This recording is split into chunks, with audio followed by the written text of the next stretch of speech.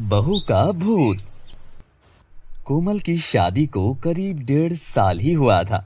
वो हंसी खुशी अपने ससुराल में रह रही थी, लेकिन कुछ समय से उसकी सास सुंदरी उसे हर रोज बातें सुनाने लगी थी, और वजह थी कोमल के बालों का झड़ना। कोमल एक सांझी सोई सी लंबी सांवली लड़की थी, जिसके घने काले गहरे बाल उसकी पहचान थे। हमेशा मांग टिका के चोटी या जूड़ा बना के रखती थी। उसका हल्का सा मुस्कुराता चेहरा और सीधी सादी बातें सबके दिल को छू जाती थी। हे भगवान, खाने के वक्त भी खाने में बाल आ जाते हैं। जहाँ देखो वहाँ तेरे बाल उड़ते रहते हैं। अरे तेरे बाल हैं या गंजेपन की निशानी? अगर तुझसे बाल संभाले नहीं जा रहे तो गंजी क्यों नहीं हो जाती? माँ जी, इसमें मेरी क्या गलती है? जब से मुन्ना पैदा हुआ है तब से मेरे बाल और ज्यादा झड़ने लगे हैं। पता नहीं मेरे बाल झड़ने कैसे रुकेंगे, मुझे कुछ समझ नहीं आ रहा। लेकिन सुंदरी अपनी बहू को भला बुरा कहना जारी रखती है। कोमल चुपचाप घर के काम कर रही होती है। तभी उसका पति रवि भी उस पर चिल्लाने लगता है। माँ के खाने में तो बाल था ही, मेरे खाने में भी बाल निकला है। मुझे लगता है अब मुझे बाहर ही खाना खाना पड़ेगा।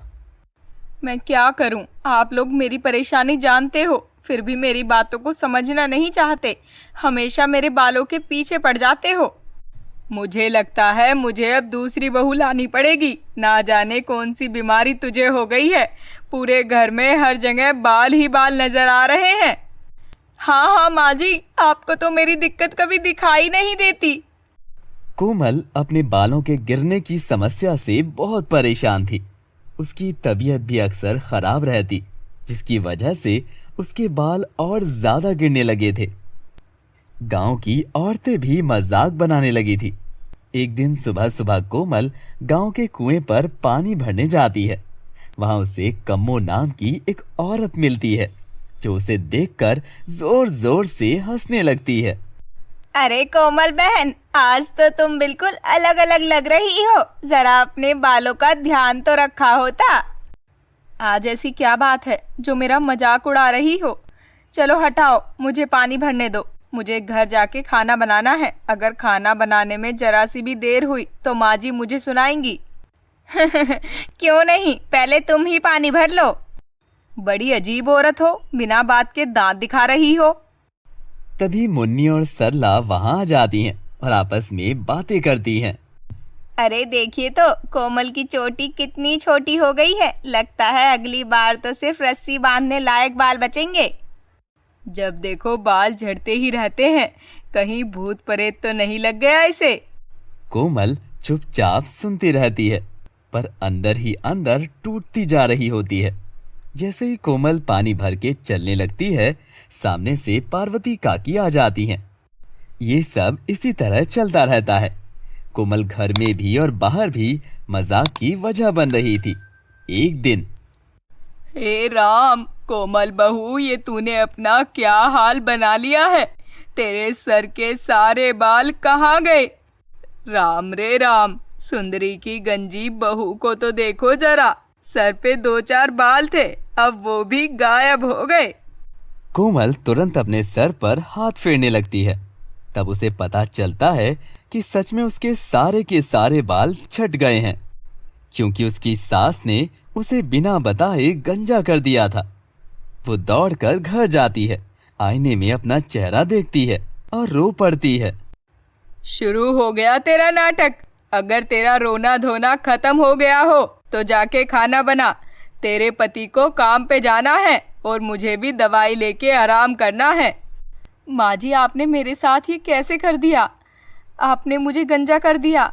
मैं गंजे सर के साथ पूरे गांव में घूम रही हूँ। लोग मेरा मजाक उड़ा रहे हैं। आपने मेरे साथ गलत किया है। चुप कर, घर की खेती है, कुछ दिनों में नए बाल आ जाएंगे। माँ जी, आपको ये सब मजाक लगता है। मुझे बहुत दुख है, मैं आपको कभी माफ नहीं करूंगी। कई दिन बीत जाते हैं। कोमल अपने बालों के गम में उदास रहती है। न खाना खाती है, न किसी से बात करती है। फिर एक दिन पता चलता है कि कोमल ने आत्महत्या कर ली है।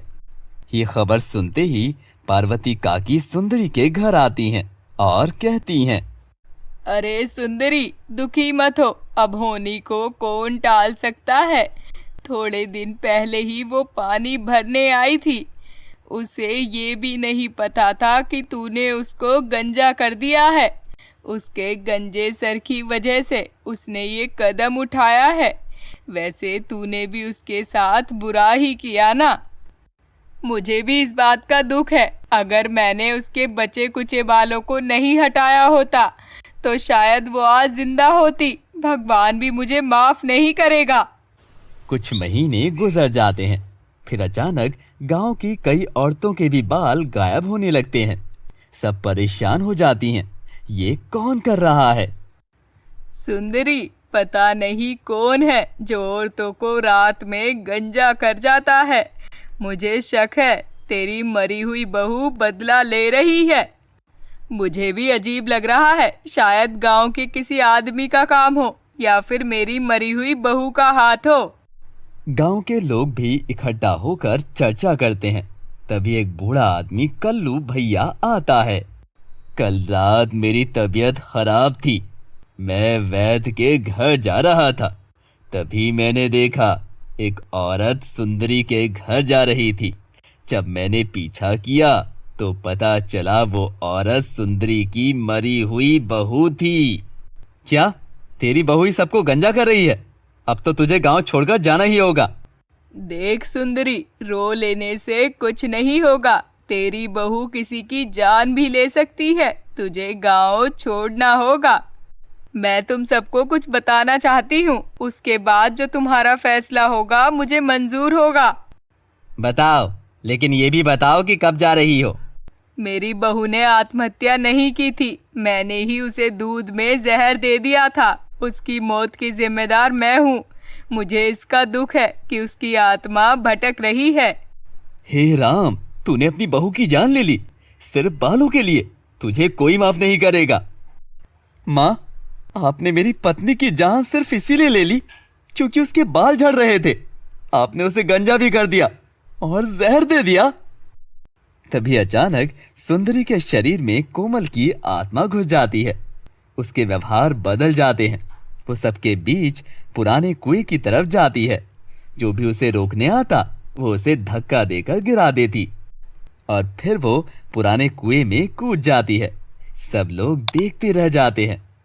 ये सब सुंदरी ने नहीं, उसकी मरी हुई बहू ने किया है। उसने अपनी सास से बदला लिया है। हम कोमल से माफी मांगते हैं।